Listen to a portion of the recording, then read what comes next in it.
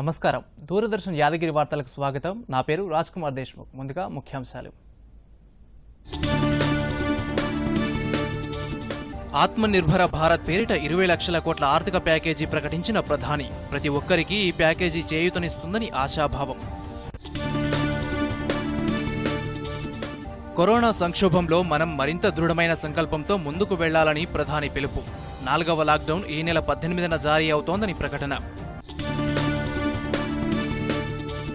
ప్రపంచ దేశాలతో పోల్చితే భారత్లో కరోనా మరణాల రేటు అతి తక్కువగా ఉందన్న కేంద్ర మంత్రి కేంద్రం చేపట్టిన చర్యలు సత్ఫలితాలిస్తున్నాయని పేర్కొన్న హర్షవర్ధన్ శ్రీశైలం నుంచి నీళ్లు తరలించాలన్న ఏపీ నిర్ణయంపై కృష్ణా బోర్డుకు ఫిర్యాదు చేసిన రాష్ట్ర ప్రభుత్వం పోతిరెడ్డిపాడు హెడ్ రెగ్యులేటర్ సామర్థ్యం పెంచకుండా చూడాలని విజ్ఞప్తి ధాన్యం సేకరణలో దేశంలో 2వ స్థానంలో నిలిచిన రాష్ట్రం దేశవ్యాప్తంగా 664.15 లక్షల మెట్రిక్ టన్నుల ధాన్యం సేకరించినట్లు ఎఫ్సీఐ వెల్లడి. ఇక వార్తల్లోని వివరాలను చూద్దాం. దేశ జీడీపీలో 10% సమానమైన 20 లక్షల కోట్ల భారీ ఆర్థిక ప్యాకేజీని ప్రధాని నరేంద్ర మోదీ ప్రకటించారు. ఆత్మనిర్భర భారత్ పేరిట ప్రకటించిన ఈ ప్యాకేజీ కరోనాపై పోరాటంలో ప్రతి ఒక్కరికి ఆర్థిక దన్నుగా నిలుస్తుందని ఆశాభావం వ్యక్తం చేశారు.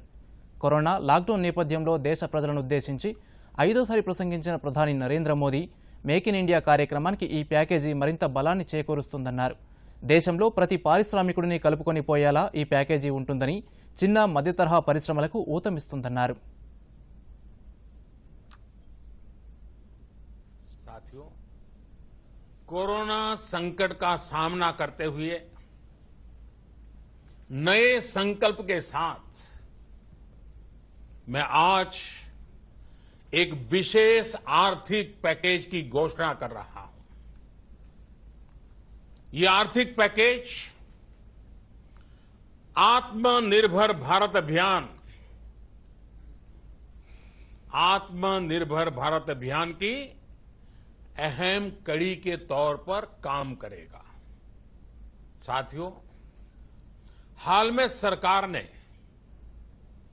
कोरोना संकट से जुड़ी जो आर्थिक घोषणाएं की थी, जो रिजर्व बैंक के फैसले थे और आज जिस आर्थिक पैकेज का ऐलान हो रहा है उसे जोड़ दें तो ये करीब करीब 20 लाख करोड़ रुपए का है. 20 लाख करोड़ रुपए का है. ये पैकेज भारत की जीडीपी का करीब करीब 10% है. इन सबके जरिए देश के विभिन्न वर्गों को आर्थिक व्यवस्था की कड़ियों को 20 लाख करोड़ रुपए का संबल मिलेगा, सपोर्ट मिलेगा. 20 लाख करोड़ रुपए का ये पैकेज 2020 में देश की विकास यात्रा को 20 लाख 2020 में కరోనా మహమ్మారిపై గత 4 నెలలుగా పోరాడుతున్నామని ప్రస్తుతం చాలా కీలక దశకు చేరుకున్నట్లు ప్రధాని మోదీ చెప్పారు. ఈ సంక్షోభ సమయంలో మనం మరింత దృఢమైన సంకల్పంతో ముందుకెళ్లాలని దేశ ప్రజలకు పిలుపునిచ్చారు. మన సంకల్పం ఈ సంక్షోభం కంటే గొప్పదన్నారు. లాక్డౌన్కు ముందు దేశంలో పీపీఈలు, మాస్కులు నామమాత్రమేనని ప్రస్తుతం ప్రతిరోజు 2 లక్షల పీపీఈలు, N95 మాస్కులు ఉత్పత్తి చేసే స్థాయికి మనం చేరుకోవడం శుభసూచకమన్నారు. ఆపదను అవకాశంగా మార్చుకోవడం అంటే ఇదేనన్నారు. కొత్త నిబంధనలతో ఈ నెల 18 నుంచి లాక్డౌన్ 4 మొదలవుతుందని, ఈ లాక్డౌన్తో కరోనాను మరింత బలంగా ఎదుర్కొందామని ప్రధాని పిలుపునిచ్చారు. हमारे कुटीर उद्योग, गृह उद्योग, हमारे लघु मंझोले उद्योग, हमारे एमएसएमई के लिए हैं, जो करोड़ों लोगों की आजीविका का साधन है, जो आत्मनिर्भर भारत के हमारे संकल्प का मजबूत आधार है. ये आर्थिक पैकेज देश के उस श्रमिक के लिए हैं, देश के उस किसान के लिए हैं जो हर स्थिति, हर मौसम में देशवासियों के लिए दिन रात परिश्रम कर रहा है। ये आर्थिक पैकेज हमारे देश के मध्यम वर्ग के लिए है, जो ईमानदारी से टैक्स देता है, देश के विकास में अपना योगदान देता है। ये आर्थिक पैकेज भारतीय उद्योग जगत के लिए है, जो भारत के आर्थिक सामर्थ्य को बुलंदी देने के लिए संकल्पित है। कल से शुरू करके आने वाले कुछ दिनों तक वित्त मंत्री जी द्वारा आपको आत्मनिर्भर भारत अभियान से प्रेरित इस आर्थिक पैकेज की विस्तार से जानकारी दी जाएगी। साथियों, आत्मनिर्भर भारत बनाने के लिए बोल्ड रिफॉर्म्स की प्रतिबद्धता के साथ अब देश का आगे बढ़ना अनिवार्य है। आपने भी अनुभव किया है कि बीते 6 वर्षों में जो रिफॉर्म्स हुए, उनके कारण आज संकट के इस समय भारत की व्यवस्थाएं अधिक सक्षम, अधिक समर्थ नजर आई है। वरना कौन सोच सकता था कि भारत सरकार जो पैसे भेजेगी वो पूरा का पूरा गरीब की जेब में, किसान की जेब में पहुंच पाएगा। लेकिन ये हुआ, वो भी तब हुआ जब तमाम सरकारी दफ्तर बंद थे, ट्रांसपोर्ट के साधन बंद थे। जनधन, आधार, मोबाइल,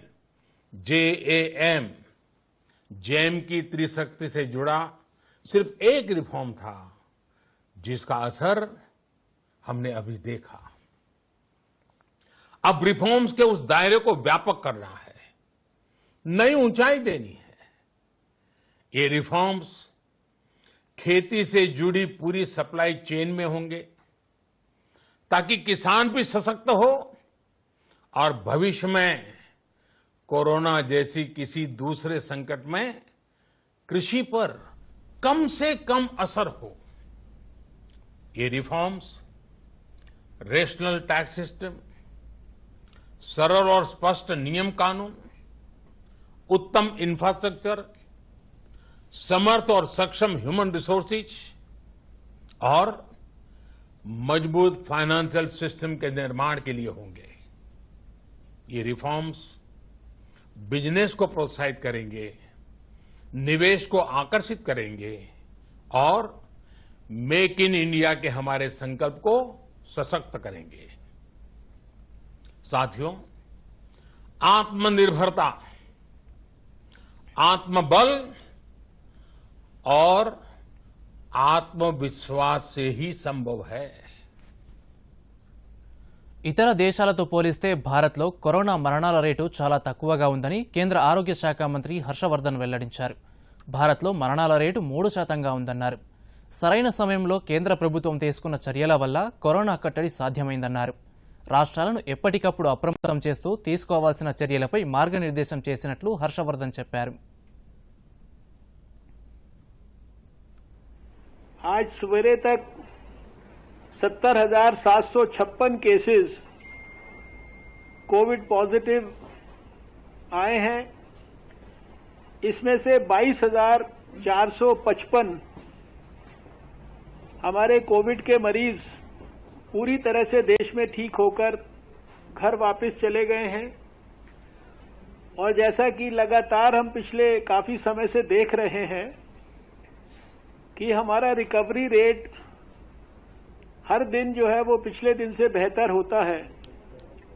तो आज ये हमारा रिकवरी रेट 31.7% है। और जैसा कि लगातार इस पूरे कोविड के खिलाफ लड़ाई में हमारा मोर्टेलिटी रेट लगभग दुनिया में सबसे कम चल रहा है, तो आज के दिन भी वो 3.2% के करीब है। बहुत सारे स्टेट्स में तो इससे भी बहुत कम है, कुछ एक स्थानों पर इससे थोड़ा ज्यादा है, लेकिन एवरेज 3.2% है। दुनिया का आप जानते हैं कि 7 और 7.5% के बीच में ग्लोबल फर्टिलिटी रेट है। సమగ్ర వ్యవసాయ విధానం రూపకల్పనకు ముఖ్యమంత్రి కె చంద్రశేఖరరావు కసరత్తు వేగం పెంచారు. వరుసగా మూడో రోజు వ్యవసాయ రంగంపై ఉన్నత స్థాయి సమీక్ష నిర్వహించారు. ప్రగతి భవన్లో పంట మార్పిడి, క్రాప్ కాలనీల ఏర్పాటుపై జరిగిన సమీక్షా సమావేశానికి ఉన్నతాధికారులు హాజరయ్యారు. వ్యవసాయ ఉత్పత్తులో స్వయం సమృద్ధి సాధించిన రైతు పండించిన పంటకు గిట్టుబాటు ధర రావడం లేదని, పంట మార్పిడి ద్వారా రైతులు లాభాల బాట పట్టే విధంగా అధికారులు అవగాహన కల్పించాలని ఆదేశించారు. మరే రాష్ట్రంలో లేని విధంగా ఈసారి మొత్తం పంటను ప్రభుత్వమే కొనుగోలు చేస్తున్న రాష్ట్రం తెలంగాణ ఒక్కటేనన్నారు. రైతు బంధు, రైతు బీమా, 24 గంటల ఉచిత విద్యుత్ లాంటి పథకాలు దేశంలో మరెక్కడా అమలు కావడం లేదని పేర్కొన్నారు. వ్యవసాయాభివృద్ధి, రైతు సంక్షేమం కోసం కంకణబద్ధమై రాష్ట్ర ప్రభుత్వం కట్టుబడి పనిచేస్తున్నది. ప్రపంచమే తెలంగాణ నుంచి నేర్చుకునేలా రూపొందుతున్నది ముఖ్యమంత్రి అన్నారు. శ్రీశైలం జలాశయం నుంచి 3 టీఎంసీల నీటిని ఎత్తిపోసేందుకు ఆంధ్రప్రదేశ్ ప్రభుత్వం తీసుకొచ్చిన జీవో ఏకపక్షమని రాష్ట్ర ప్రభుత్వం మండిపడింది. ఈ మేరకు ఆంధ్రప్రదేశ్ ప్రభుత్వంపై కృష్ణానది యాజమాన్య బోర్డుకు ఫిర్యాదు చేసింది. రాష్ట్ర రైతుల ప్రయోజనాల కోసం అవసరమైన అన్ని చర్యలు తీసుకోవాలన్న ముఖ్యమంత్రి కేసీఆర్ ఆదేశాల మేరకు తెలంగాణ నీటిపారుదల శాఖ ముఖ్య కార్యదర్శి రజత్ కుమార్ కృష్ణా బోర్డు చైర్మన్కు లేఖ రాశారు.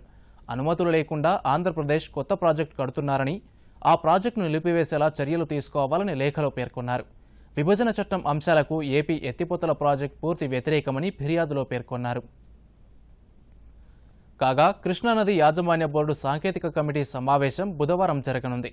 కృష్ణా మిగులు జలాలపై చర్చించేందుకు కేంద్ర జల సంఘం ఐఎండీ సిఈ, కృష్ణా బోర్డు సభ్యుడు హరికేష్ మీనా, తెలంగాణ, ఆంధ్రప్రదేశ్ అంతర్రాష్ట్ర వ్యవహారాల చీఫ్ ఇంజనీర్లు సమావేశం కానున్నారు. కరోనా నేపథ్యంలో వీడియో కాన్ఫరెన్స్ ద్వారా సమీక్షా సమావేశం జరగనుంది. కరోనా క్లిష్ట పరిస్థితుల్లో నర్సులు, ఆరోగ్య సిబ్బంది చక్కని సేవలందిస్తున్నారని గవర్నర్ తమిళిసై సౌందరరాజన్ కితాబిచ్చారు. అంతర్జాతీయ నర్సుల దినోత్సవాన్ని పురస్కరించుకుని రాజ్భవన్ రోడ్లోని నర్సింగ్ కళాశాలలో జరిగిన వేడుకలకు గవర్నర్ హాజరయ్యారు. ఫ్లోరెన్స్ నైటింగేల్ చిత్రపటానికి నివాళి అర్పించారు. ఈ సందర్భంగా గవర్నర్ మాట్లాడుతూ నర్సుల సేవలను కొనియాడారు. కోవిడ్-19 మహమ్మారిని ఎదుర్కొనే విషయంలో ప్రపంచవ్యాప్తంగా నర్సులు ముందంజలో ఉంటూ గొప్ప సంకల్పాన్ని చూపిస్తున్నారని తెలిపారు.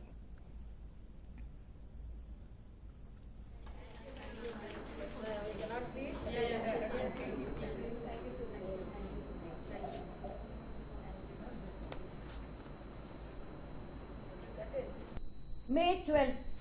Today is the Day of Nurses. Yes, it is the International Day of Nurses. The theme for 2020 Nurses Day is Nurse, a voice to lead, nursing the world to health. Demonstrates how nurses are central to addressing a wide range of health challenges. Nurses are white-dressed angels moving around the patients, taking care of them like mothers. Particularly, we salute them during this critical situation of COVID-19. They are working as angels around the patients. We salute their service. Thank you so much. Abu Dhabi నుంచి 170 మంది భారతీయులు హైదరాబాద్ చేరుకున్నారు. వీరితో కూడిన air India విమానం Abu Dhabi నుంచి ఈ రోజు తెల్లవారుజామున శంషాబాద్ అంతర్జాతీయ విమానాశ్రయానికి చేరుకుంది. ప్రయాణికులకు నిబంధనలకు అనుగుణంగా విమానాశ్రయంలో థర్మల్ స్క్రీనింగ్ నిర్వహించారు. ఆ తర్వాత ప్రత్యేక బస్సులో క్వారంటైన్కు తరలించారు. విదేశాల నుంచి వస్తున్న భారతీయులను పెయిడ్ హోటల్స్కు తరలించేందుకు 20 ఆర్టీసీ బస్సులు, 15 అంబులెన్స్లను అధికార యంత్రాంగం సిద్ధంగా ఉంచింది.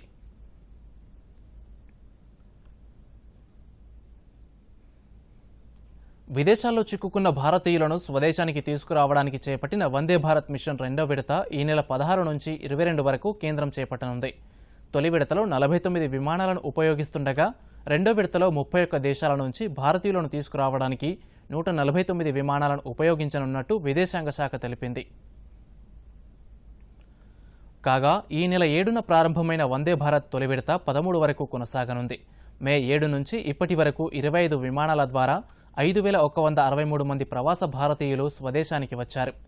విమానాలతో పాటు యుద్ధనౌకల్లో కూడా ప్రవాసులు భారత్కు చేరుకుంటున్నారు. ఈ రోజు కూడా వివిధ దేశాల నుంచి ప్రయాణికులతో దేశంలోని వివిధ ప్రాంతాలను ఎయిర్ ఇండియా విమానాలు చేరుకున్నాయి. సముద్ర సేతులో భాగంగా ఐఎన్ఎస్ మగర్ నౌక మాలి నుంచి 200 మంది భారతీయులను కొచ్చికి తీసుకొచ్చింది. వందే భారత్ మిషన్లో భాగంగా దాదాపు 15,000 మంది ప్రవాసులను భారత్కు తీసుకురానున్నట్టు కేంద్రం వెల్లడించింది. ప్రస్తుత లెక్కల ప్రకారం మరో 9,000 మంది భారతీయులు ఈ వారంలో స్వదేశానికి చేరుకోనున్నారు. కాగా విదేశాల నుంచి వచ్చిన వారు తప్పకుండా 14 రోజుల పాటు క్వారంటైన్లో ఉండాలి. విదేశాల నుంచి వచ్చేవారు తమ ప్రయాణ ఖర్చులను కూడా వారే భరించాల్సి ఉంటుంది. 50 రోజుల విరామం తర్వాత ప్రయాణికుల రైళ్లు మళ్లీ పట్టాలెక్కాయి. ఢిల్లీ నుంచి పలు నగరాలకు ఈ ప్రత్యేక రైళ్లు బయలుదేరాయి. ఈ రోజు ఉదయం న్యూఢిల్లీ రైల్వే స్టేషన్ నుంచి బిలాస్పూర్కు తొలి ప్రత్యేక రైలు బయలుదేరి వెళ్లింది. ఆ తర్వాత మరో 2 రైళ్లు హౌరా, డిబ్రూగఢ్లకు ప్రయాణికులతో బయలుదేరాయి. రిజర్వేషన్లు చేసుకుని బెర్త్ కన్ఫర్మ్ అయిన ప్రయాణికులనే రైల్వే స్టేషన్లోకి అనుమతించారు. వారికి థర్మల్ స్క్రీనింగ్ నిర్వహించారు. కాగా ఢిల్లీ నుంచి సికింద్రాబాద్ సహా దేశంలోని 15 నగరాలకు ప్రయాణికుల రైళ్లను రైల్వే శాఖ నడపనుంది. అయితే ఢిల్లీ నుంచి సికింద్రాబాద్ వచ్చే రైలు 17న బయలుదేరుతుంది. సికింద్రాబాద్ నుంచి ఢిల్లీకి వెళ్లే రైలు ఈ నెల 20న ఆరంభమవుతుంది. ఢిల్లీ నుంచి బెంగళూరు వెళ్లే రైలు సికింద్రాబాద్లో, చెన్నై వెళ్లే రైలు వరంగల్లో ఆగుతుంది. ధాన్యం సేకరణలో తెలంగాణ రాష్ట్రం దేశంలోనే 2వ స్థానంలో నిలిచింది. దేశవ్యాప్తంగా ఈ సీజన్లో ఇప్పటి వరకు 664.15 లక్షల మెట్రిక్ టన్నుల ధాన్యం సేకరించినట్లు food corporation of India tweet చేసింది. ధాన్యం సేకరణలో పంజాబ్ మొదటి స్థానంలో నిలవగా తెలంగాణ 2వ స్థానంలో నిలిచిందని పేర్కొంది. పంజాబ్ రాష్ట్రం 162.32 లక్షల మెట్రిక్ టన్నుల ధాన్యాన్ని సేకరించగా తెలంగాణ 83.97 లక్షల మెట్రిక్ టన్నులు, హర్యానా 64.23, ఛత్తీస్గఢ్ 58.39 లక్షల మెట్రిక్ టన్నుల ధాన్యం కొనుగోలు చేసినట్లు ఎఫ్సీఐ ప్రకటించింది. కాగా రాష్ట్రంలో రికార్డు స్థాయిలో ధాన్యం కొనుగోళ్లు జరిగాయి. గత యాసంగిలో రాష్ట్ర వ్యాప్తంగా 37 లక్షల మెట్రిక్ టన్నుల ధాన్యం సేకరించగా ఈ ఏడాది యాసంగిలో ఇప్పటి వరకు 38.27 లక్షల టన్నులు సేకరించినట్లు రైతు బంధు సమితి తెలిపింది. రాష్ట్ర వ్యాప్తంగా ఏర్పాటు చేసిన 7,527 కొనుగోలు కేంద్రాల ద్వారా 43,48,510 టన్నుల వ్యవసాయ ఉత్పత్తుల కొనుగోళ్లు జరిపారు. రాష్ట్రంలో వచ్చే యాసంగి నాటికి సమగ్ర వ్యవసాయ విధానాన్ని తీసుకొస్తామని మంత్రి సింగిరెడ్డి నిరంజన్ రెడ్డి అన్నారు. మహబూబ్ నగర్ జిల్లా దేవరకద్రం మండల కేంద్రంలో 3 కోట్ల వ్యయంతో నిర్మించిన వ్యవసాయ మార్కెట్ గోదాంను, చిన్న చింతకుంట మండలం బండరవల్లి గ్రామంలో 3 కోట్లతో నిర్మించిన మార్కెట్ గోదాంను ఎమ్మెల్యే వెంకటేశ్వర రెడ్డితో కలిసి మంత్రి ప్రారంభించారు. ఆ తర్వాత బండర్వల్లి వాగుపై సుమారు 5 కోట్ల రూపాయల వ్యయంతో నిర్మిస్తున్న చెక్ డ్యాం పనులకు భూమి పూజ చేశారు. అనంతరం మంత్రి నిరంజన్ రెడ్డి మాట్లాడుతూ రాష్ట్రంలో సమగ్ర వ్యవసాయ విధానం తీసుకొచ్చేందుకు శాస్త్రవేత్తలు, అధికారులతో ముఖ్యమంత్రి కేసీఆర్ కసరత్తు ప్రారంభించారని తెలిపారు. ఈ విషయమై ముఖ్యమంత్రి త్వరలోనే రైతులు, రైతు బంధు సభ్యులు, శాస్త్రవేత్తలు తదితరులతో వీడియో కాన్ఫరెన్స్ నిర్వహించి వివరించనున్నారని వెల్లడించారు. ప్రస్తుతం రాష్ట్రంలో 40 లక్షల మెట్రిక్ టన్నుల సామర్థ్యం కలిగిన గోదాంలుండగా వచ్చే యాసంగి నాటికి మరో 40 లక్షల మెట్రిక్ టన్నుల గోదాంలను నిర్మించేందుకు ప్రభుత్వం చర్యలు తీసుకుంటుందని మంత్రి నిరంజన్ రెడ్డి చెప్పారు. రైతులు పంట మార్పిడి విధానాలను పాటించాలని మంత్రి గంగుల కమలాకర్ అన్నారు. కరీంనగర్ జిల్లా కలెక్టరేట్లో ఏర్పాటు చేసిన వానాకాలం పంటలు సమగ్ర వ్యవసాయ విధాన ప్రణాళికపై మంత్రి సమీక్ష నిర్వహించారు. వరి, పత్తి, మొక్కజొన్న లాంటి పంటల సాగుకే పరిమితమైన రైతులకు కొత్త పంటల సాగు విధానం, వాటి లాభాలపై అధికారులు అవగాహన కల్పించాలని సూచించారు. జిల్లాలోని వ్యవసాయ భూముల్లో భూసార పరీక్షలు పూర్తి చేసి భూసారం ఆధారంగా ఎరువులు, రసాయనాలు వాడేలాగా చూడాలన్నారు. ఈ సందర్భంగా మంత్రి గంగుల కమలాకర్ మాట్లాడుతూ యాసంగిలో గతంలో కంటే 3 రెట్ల పంట దిగుబడి వచ్చిందన్నారు. ఈసారి 70 లక్షల మెట్రిక్ టన్నులు కొనేందుకు సిద్ధమై ఇప్పటికే 40 లక్షల మెట్రిక్ టన్నులు ధాన్యం కొనుగోలు చేసినట్లు వెల్లడించారు. విత్తనాల నుంచి పంటకు గిట్టుబాటు ధర వరకు రైతులకు ఏ ఇబ్బంది రాకూడదన్నదే రాష్ట్ర ప్రభుత్వ ధ్యేయమని మంత్రి తెలిపారు. మహబూబాబాద్ జిల్లాలో ప్రధానమంత్రి గరీబ్ కళ్యాణ్ యోజన కింద ఉజ్వల గ్యాస్ లబ్ధిదారులకు వంట గ్యాస్ సిలిండర్లను ఉచితంగా అందిస్తున్నారు. మహబూబాబాద్ జిల్లా కురవి మండల కేంద్రంలోని వందన హెచ్పీ గ్యాస్ ఏజెన్సీలో 2,792 ఉజ్వల కనెక్షన్లుండగా వారందరికీ ఏప్రిల్, మే నెలకు గాను గ్యాస్ సిలిండర్లను అందజేశారు. ఈ పథకంలో కేంద్రం కల్పించిన ఆర్థికపరమైన ఉపయోగాన్ని పేదలు సద్వినియోగం చేసుకోవాలని గ్యాస్ ఏజెన్సీ సూచించింది. ఉచిత గ్యాస్ సిలిండర్ల సరఫరా పట్ల లబ్ధిదారులు సంతోషాన్ని వ్యక్తం చేస్తున్నారు.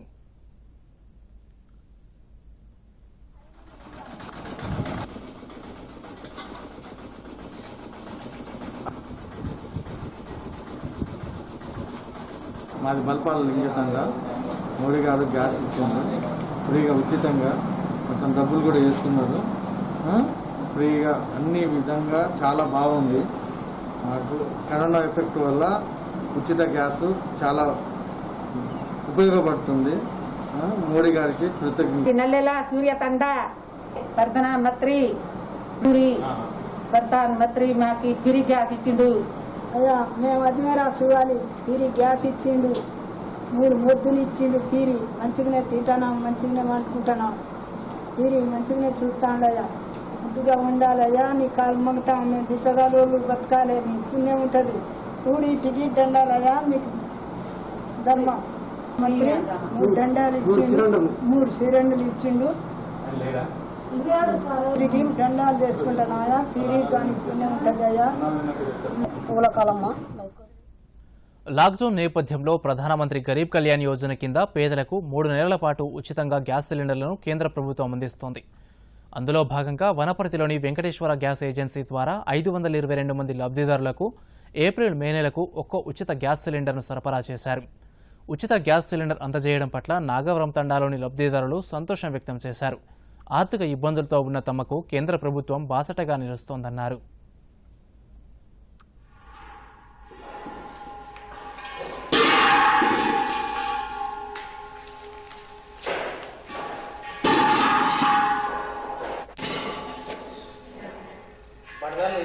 నా పేరు జమలమ్మ సార్, నాగోరాం తాండా. నాకు ఈ గ్యాస్ వచ్చినందుకు సంవత్సరం అయింది.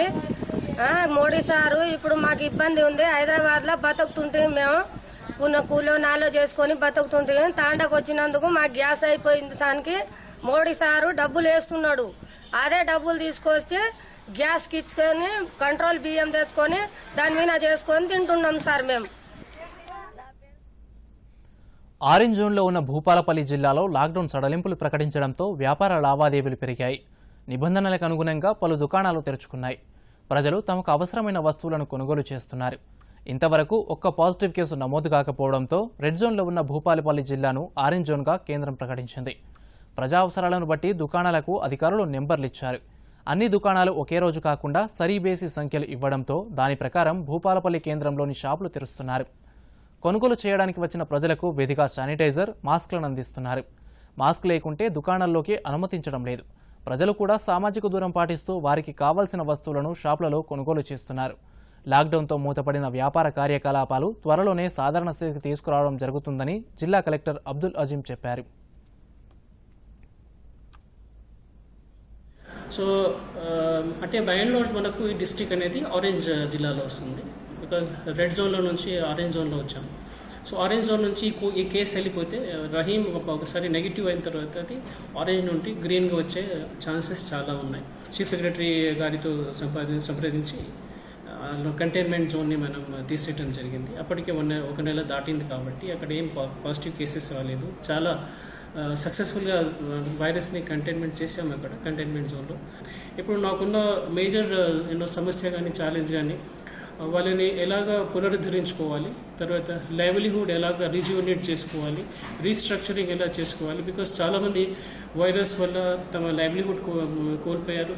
They also lost their means of livelihood. ఆదాయం కూడా తగ్గిపోయింది బాగా. తర్వాత వ్యాపారులు కూడా బాగా నష్టపడినారు, కళాకారులు కూడా నష్టపడ్డారు, హ్యాండీక్రాఫ్ట్స్ కూడా చాలా లాస్ట్లో ఉన్నారు. So every sector got impacted because of the virus. 40 రోజుల కరోనా జబ్బు రావడం వల్ల 40 రోజులుగా మొత్తం లాక్డౌన్ ఉండి రాష్ట్రం మొత్తం కూడా స్తంభించిపోయింది. ఈ రీసెంట్లీ సడలింపులు చేయడం వలన మున్సిపాలిటీ రూల్స్కు అనుకూలంగా మేము ఒకరోజు అంటే సరి సంఖ్యలు బేస్ సంఖ్య ఆధారంగా ఒకరోజు బంద్ ఉంచడం జరుగుతుంది, ఒకరోజు ఓపెన్ చేసి ఉంచడం జరుగుతుంది. మళ్ళీ సోషల్ డిస్టెన్స్ కూడా మెయింటైన్ చేస్తున్నాము. తర్వాత షాపుల ముందు వచ్చే వాళ్ళకి కూడా శానిటైజర్లు, మాస్క్ ఉన్నటువంటి వాళ్ళకే మాత్రమే బట్టలు కూడా ఇవ్వడం జరుగుతూ ఉంది. లాక్డౌన్ నిబంధనలు కొంతమేర సడలించడంతో నల్గొండ జిల్లాలో వ్యాపారాలు, నిర్మాణ రంగం ఊపందుకున్నాయి. గత 45 రోజులుగా లాక్డౌన్లో ఉండటంతో మూతపడ్డ దుకాణాలు తిరిగి తమ వ్యాపార కార్యకలాపాలను ప్రారంభించాయి. ఇప్పటి వరకు ఒక్క మెడికల్ షాపులు, నిత్యావసర కిరాణాకు మాత్రమే అనుమతి ఉండగా ఇప్పుడు ఎలక్ట్రికల్, వుడ్, పెస్టిసైడ్స్, బట్టల దుకాణాలు సహా అన్ని రకాల దుకాణాలు తెరుచుకున్నాయి. నల్గొండ పట్టణంలో రోజుకు సరీబేసి సంఖ్యలో ఉదయం 10 గంటల నుంచి సాయంత్రం 6 గంటల వరకు దుకాణాలు తెరుస్తున్నారు. దీనితో చుట్టుపక్కల గ్రామాల నుంచి కూడా ప్రజలు వచ్చి కొనుగోలు చేస్తున్నారు. ప్రభుత్వ ఆదేశాలను పాటిస్తూ వ్యాపారాలు చేసుకుంటామని దుకాణాల యజమానులు అంటున్నారు. మాస్క్ వేసుకున్న వారికి మాత్రమే సరుకులను అమ్ముతామని స్పష్టం చేశారు. ముఖాన 3 ఫ్లై మాస్కు, కారాన స్టెతస్కోపు, ముఖాన 3 ఫ్లై మాస్కు, దూరాన పయనమయ్యరా వైద్యుడు, దూరాన పయనమయ్యరా వైద్యుడు, కరోనా కథం చెయ్యమా దేవుడు, కరోనా కథం చెయ్యమా దేవుడు, కరాన స్టెతస్కోపు, ముఖాన 3 ఫ్లై మాస్కు, కారాన స్టెతస్కోపు, 3 ఫ్లై మాస్కు, దూరాన పయనమయ్యరా వైద్యుడు, దూరాన పయనమయ్యరా వైద్యుడు, కరోనా కథం చెయ్యమా దేవుడు. సో గౌరవమైనటువంటి మినిస్టర్ గారి యొక్క సూచనల మేరకి డిస్ట్రిక్ట్ అడ్మినిస్ట్రేషన్ ఆనరబుల్ కలెక్టర్ గారు అండ్ ఎస్పీ గారు మేమందరం కూడా కలిసి చేస్తున్నటువంటి కృషికి డెఫినెట్గా మాకు ఒక చక్కటి ఫలితం లభించింది. కాబట్టి ప్రజలందరూ కూడా దీన్ని హర్షిస్తున్నారు, ప్రజలందరూ కూడా సంతోషంగా ఉన్నారు. ఈరోజు చాలా భద్రతతోటి ఉండేటువంటి అవకాశం కనపడుతూ ఉంది. ప్రజలందరూ కూడా హ్యాపీగా ఉన్నారు. ఇది ఇలాగే కనుక మెయింటైన్ అయితే తప్పనిసరిగా ఈ నల్లగొండ పులివెల నుంచి ఏదో ఒక రోజు కరోనా యొక్క ఎఫెక్ట్ ఉండకుండా ఈ కరోనా యొక్క తీవ్రత తగ్గిపోయి ప్రజలందరూ కూడా సుఖశాంతులతో ఉంటారని చెప్పేసి నేను నమ్ముతా ఉన్నాను. అలాగే ఈ కరోనా వల్ల ఈ 46 రోజులు మేము చాలా ఇబ్బంది పడ్డాం. ఈ లాక్డౌన్ సడలింపు వల్ల మేము ఇప్పుడిప్పుడే షాపులు తీస్తున్నాము. కస్టమర్స్ కూడా స్వచ్ఛందంగా మాస్కులు ధరించి సోషల్ డిస్టెన్స్ మెయింటైన్ చేస్తూ శానిటైజర్ వాడుతూ కస్టమర్లకు కొంచెం ప్రోత్సహిస్తున్నాం. ఇప్పుడిప్పుడే కస్టమర్స్ వస్తున్నారు. కరోనా ఎఫెక్ట్తో ప్రపంచవ్యాప్తంగా ఎన్నో దేశాలు తలమునకలు అయిపోయి ఆర్థిక వ్యవస్థ మొత్తం చిన్నాభిన్నమైన పరిస్థితుల్లో ఉన్నప్పటికీ కూడా ప్రపంచ దేశాలు తమ స్తోమతను కూడా లెక్క చేయకుండా ప్రజల ప్రాణాలను బలి తీసుకోకుండా తమ ఆలోచన విధానం ప్రకారంగా ప్రజల మనుగడకు చాలా పాత్ర పోషించాయి. అదేవిధంగా భారతదేశంలో కూడా 140 కోట్ల ప్రజానీకం ఉన్నప్పటికీ కూడా మన ప్రధానమంత్రి మోదీ గారి యొక్క ముందు జాగ్రత్త ద్వారా లాక్డౌన్ సరైన సమయంలో చేపట్టడంతో మరణాల సంఖ్య తగ్గించడమే కాకుండా చిన్న మధ్యతరగతి ప్రజానీకానికి 500 ఇవ్వడమే కానీ ఇటు తెలంగాణ ప్రభుత్వం వచ్చినందుకు కేసీఆర్ ఒక్క మానవత దృక్పథంతో తెలంగాణ ప్రజలని ఆదుకోవాలనే ఏకైక లక్ష్యంతో బడ్జెట్ను సరిపోనప్పటికీ కూడా 1500 రూపాయలు వేసి ఆదుకొని ఒక మనిషికి 1400 కిలోల బియ్యం వేసి మధ్యతరగతి వర్గాన్ని ఆదుకున్నటువంటి ప్రభుత్వాలు ఈ ప్రపంచంలో చాలా ఉన్నాయి. కరోనా వల్ల మేము చాలా ఇబ్బంది పడ్డాం. మేము గ్రామాల నుంచి వచ్చినాం. ఇప్పుడు ఈ సామాను కొనడానికి మా గృహోపకరణాలు సామాను కొనడానికి గ్రామాల నుంచి వచ్చినాం. మా గ్రామాల్లో కరోనా లేకున్నా కూడా మేము స్వచ్ఛందంగా కరోనా ఈ లాక్డౌన్ పాటించినాం. ఇప్పుడిప్పుడే మేము లాక్డౌన్ సడలింపు చేశారు ముఖ్యమంత్రి గారు. దానివల్ల మేము ఇప్పుడిప్పుడే బయటకు వస్తున్నాము. మాకు కావాల్సినటువంటి వస్తువులు కొంటున్నాము. ఇప్పుడు మేము గృహాన్ని నిర్మించుకుంటున్నాం కాబట్టి దానికి తీసుకుపోవడానికి కేంద్ర ప్రభుత్వం మెదక్ జిల్లాను ఆరెంజ్ జోన్గా ప్రకటించడంతో జిల్లా కలెక్టర్ ధర్మారెడ్డి లాక్డౌన్ సడలింపులతో ఉత్తర్వులు జారీ చేశారు. తూప్రాన్ మున్సిపాలిటీ పరిధిలోని సరీబేసి పద్ధతిలో దుకాణాలకు అనుమతినిస్తున్నారు. నిబంధనలు పాటించని దుకాణాల యజమానులకు 50,000 రూపాయల వరకు జరిమానా విధించడం జరిగిందని మున్సిపల్ కమిషనర్ ఖాజా మొయిదీనుద్దీన్ చెప్పారు. అలాగే మాస్కులు లేకుండా వీధుల్లో తిరుగుతున్న వారిని గుర్తించి జరిమానా విధించినట్లు తెలిపారు. ప్రధాన రహదారులపై బ్యారికేడ్లు పెట్టి ఒకవైపు నుంచే వాహనాలను పట్టణంలోకి అనుమతిస్తున్నామని డీఎస్పీ కిరణ్ కుమార్ చెప్పారు. తూప్రాన్ పోలీస్ సబ్ డివిజన్ పరిధిలోని నర్సాపూర్, రామాయంపేట్, తూప్రాన్ మున్సిపాలిటీలో కట్టుదిట్టంగా లాక్డౌన్ నిబంధనలు అమలు చేస్తున్నట్లు తెలిపారు.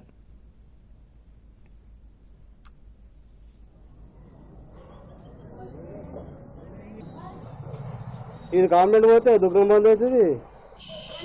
గవర్నమెంట్ ఇచ్చిన ఆదేశం ప్రకారం RD1 నంబర్స్ మనం ప్రతి షాప్కి RD1 నంబర్స్ ఇచ్చినాం. దాని ప్రకారం అన్ని షాప్స్ ఓపెన్ చేపిస్తున్నాం. ఆడున్న షాప్స్ ఏమో 1, 3, 5, 7, 9, 11 ఇవేమో 11, 13, 15, 17 ఈ డేస్లో ఓపెన్ అవుతాయి. ఈవెన్లో ఉన్న నంబర్ 2, 4, 6, 8 ఆ నంబర్ ఏమో ఈవెన్ డేట్స్లో ఓపెన్ అవుతుంది. అట్లానే మనం అగ్రికల్చర్ షాప్స్ కూడా మినహాయింపించినాం. మేము ఎవరైనా వితౌట్ మాస్క్ తిరిగితే వాళ్ళకి మేము పట్టుకొని ఫైన్ వేస్తున్నాం. దాదాపు ఇలాంటి ఫైన్స్ మేము 50,000 దాకా ఇస్తున్నాం. వితౌట్ మాస్క్, హెవీ గ్యాదరింగ్, ఇంకా షాప్స్లో శానిటైజర్ సరిగ్గా మెయింటైన్ చేయలేకపోతే మేము ఫైన్ వేసినాం. రాబోయే రోజుల్లో ఇంకా కఠినంగా చేస్తాం. మేము ఫర్దర్ ఇన్స్ట్రక్షన్స్ అంతవరకు జనరల్ పబ్లిక్ రిక్వెస్ట్ మేము ఇచ్చిన నంబర్స్ ప్రకారం షాప్స్ ఓపెన్ చేసుకోవాలా. మేము గవర్నమెంట్ ఇచ్చిన ఆదేశం ప్రకారం మేము ఇట్లా మీకు ఇన్ఫార్మ్ చేస్తాం, మీరు ఫాలో కావాలి. మెదక్ జిల్లా తూప్రాన్ సబ్ డివిజన్లో లాక్డౌన్ పటిష్టంగా అమలు చేయడం జరుగుతుంది. తూప్రాన్ సబ్ డివిజన్లో ఉన్న తూప్రాన్, రామాయణపేట్ అండ్ నర్సాపూర్ సర్కిల్స్ ఏరియాలో ఉన్న 12 పోలీస్ స్టేషన్స్లో కూడా అన్ని మార్కెట్లన్నీ సెంట్రలైజ్డ్ కాకుండా డీసెంట్రలైజ్ చేసేసి వాటిని రౌండ్ లాగా రౌండ్స్ చేసేసి ఆడ పటిష్టమైన బందోబస్తు ఏర్పాటు చేసేసి సోషల్ డిస్టెన్స్ మెయింటైన్ చేయడం జరుగుతుంది. 3 మున్సిపాలిటీల్లో కూడా షాప్స్ అన్నీ odd number and even number ప్రకారం 50% షాప్ని మాత్రమే నడిపిస్తూ వాటిలో కూడా సోషల్ డిస్టెన్స్ మెయింటైన్ చేయించడం జరుగుతుంది. ఎవరైతే క్వారంటైన్లో భారతీయ రైల్వేలు 450 ప్రత్యేక శ్రామిక రైళ్ల ద్వారా ఇప్పటి వరకు 5 లక్షల మంది వలస కూలీలను స్వరాష్ట్రాలకు చేరవేశాయని రైల్వే శాఖ ఎగ్జిక్యూటివ్ డైరెక్టర్ ఆర్డి బాజ్పేయి తెలిపారు. రోజుకు 100 శ్రామిక రైళ్లను నడపాలని లక్ష్యంగా పెట్టుకున్న తాము ఆ మేరకు లక్ష్యాన్ని సాధించామని ఆయన చెప్పారు. ప్రయాణికుల్లో ప్రతి ఒక్కరికి ఖచ్చితమైన స్క్రీనింగ్ పరీక్షలు నిర్వహించిన తర్వాతనే రైళ్లలోకి అనుమతించామని బాజ్పేయి తెలిపారు. కేంద్ర ప్రభుత్వం వలస కార్మికులను తమ స్వస్థలాలకు చేర్చడం కోసం శ్రామిక రైళ్లను నడిపించాలని తీసుకున్న నిర్ణయం మేరకు గత 11 రోజుల్లో సుమారు 50,000 మంది వలస కార్మికులను తమ గమ్యస్థానాలకు చేర్చామని దక్షిణ మధ్య రైల్వే ఓ ప్రకటనలో తెలియజేసింది. వలస కార్మికులకు తమ గమ్యస్థానాలకు చేర్చడం కోసం తెలంగాణ నుంచి 45 రైళ్లలో 30,976 మందిని, ఆంధ్రప్రదేశ్ నుంచి 14 రైళ్లలో 15,372 మందిని స్వస్థలాలకు చేర్చడం ద్వారా దక్షిణ మధ్య రైల్వే 3.4 కోట్లు ఆర్జించిందని తెలిపారు. వార్తలు ముగించే ముందు ముఖ్యాంశాలు మరోసారి.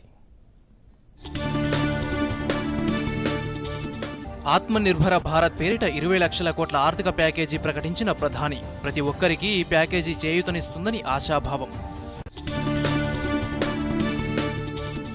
కరోనా సంక్షోభంలో మనం మరింత దృఢమైన సంకల్పంతో ముందుకు వెళ్లాలని ప్రధాని పిలుపు.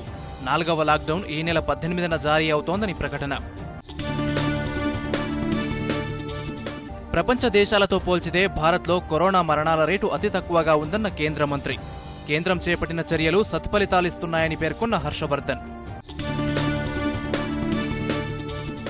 శ్రీశైలం నుంచి నీళ్లు తరలించాలన్న ఏపీ నిర్ణయంపై కృష్ణా బోర్డుకు ఫిర్యాదు చేసిన రాష్ట్ర ప్రభుత్వం. పోతిరెడ్డిపాడు హెడ్ రెగ్యులేటర్ సామర్థ్యం పెంచకుండా చూడాలని విజ్ఞప్తి. ధాన్యం సేకరణలో దేశంలో 2వ స్థానంలో నిలిచిన రాష్ట్రం. దేశవ్యాప్తంగా 664.15 లక్షల మెట్రిక్ టన్నుల ధాన్యం సేకరించినట్లు ఎఫ్సీఐ వెల్లడి.